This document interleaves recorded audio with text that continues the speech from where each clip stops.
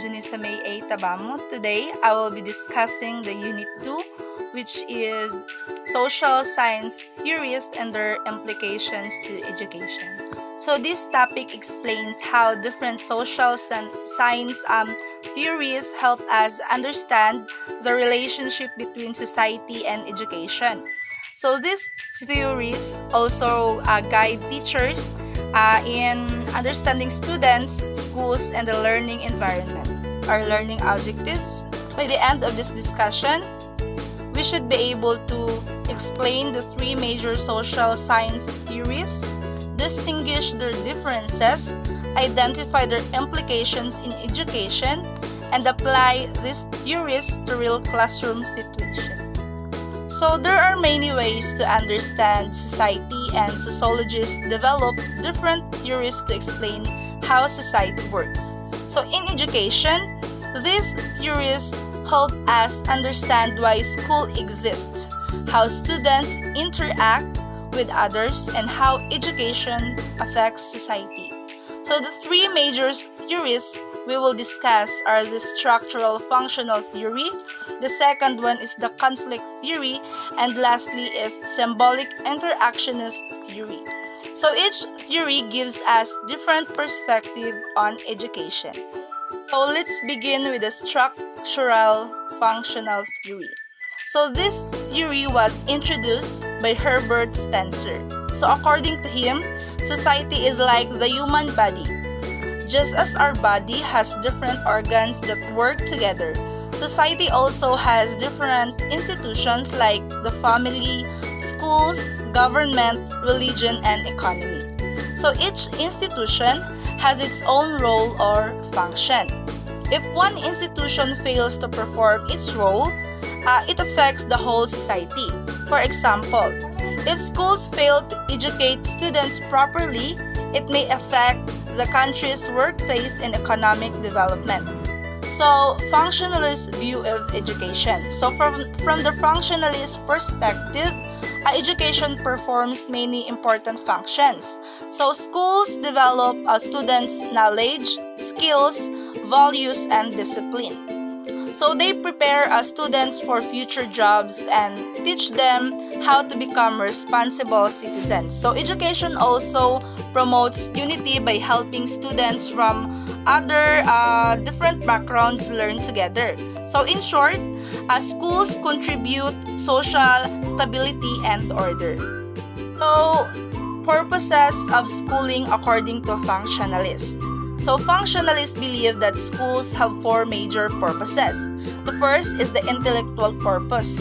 So school helps students develop thinking skills, problem-solving abilities, and knowledge. The second one is the political purpose.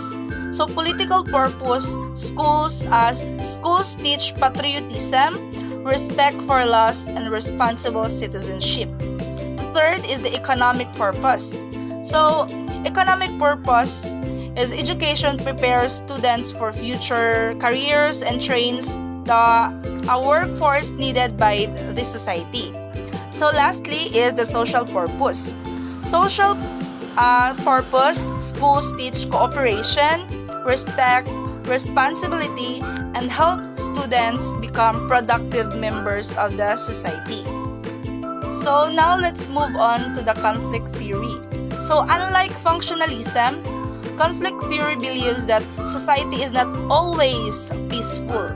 Instead, different groups compete for power, wealth, and opportunities. So conflict may arise because of differences in social acts, race, class, religion, gender, politics, or economic status. So conflict theories believe that these inequalities create social problems rather, but they also believe that conflict can lead to positive social change. So in education, conflict theory explains that schools may sometimes reflect inequalities in society. For example, students from wealthy families often have more learning resources than students from poor families. So because of this, teachers should ensure that every learner receives equal opportunities regardless of their background. So teachers should promote fairness, inclusivity, and equal access to quality education. So lastly is the symbolic interactionist theory. So this theory focuses on everyday interactions between people. So it explains that people communicate through symbols such as words, gestures, facial expressions, and body language. So the meaning of these symbols depends on how people interpret them. So because of this, communication plays a very important role in teaching and learning. So now let me explain to you the three tenets of symbolic interactionism. So there are three important ideas in this theory. First is the person's action depend on the meaning they give to something. Second is different people may give different meanings to the same symbol or situation. Third is meanings can change through interaction and experience. For example, a teacher's smile may encourage one student, while another student may interpret it differently depending on their experience. So as future teachers, this theory reminds us that communication is very important. So we should use clear institution, positive language, and respectful communication.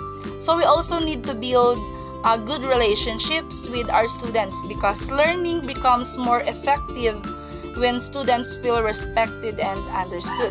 So teachers should remember that students may interpret messages differently, so it is important to communicate clearly. So let's compare the three theories. So functionalism. So functionalism focuses on cooperation and maintaining social order.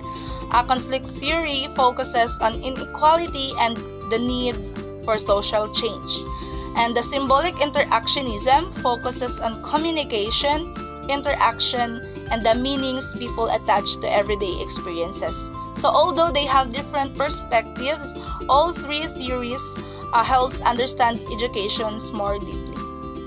So to summarize, a structural functional theory views education as a way to maintain social stability. So conflict theory explains that education can reflect social inequalities, but it can also become a tool for change. So the last is symbolic interactionist theory. So it emphasizes the learning happens through communication and social interaction. So as future teachers, understanding these theories helps us create classrooms that are fair, inclusive, and supportive for all learners. So the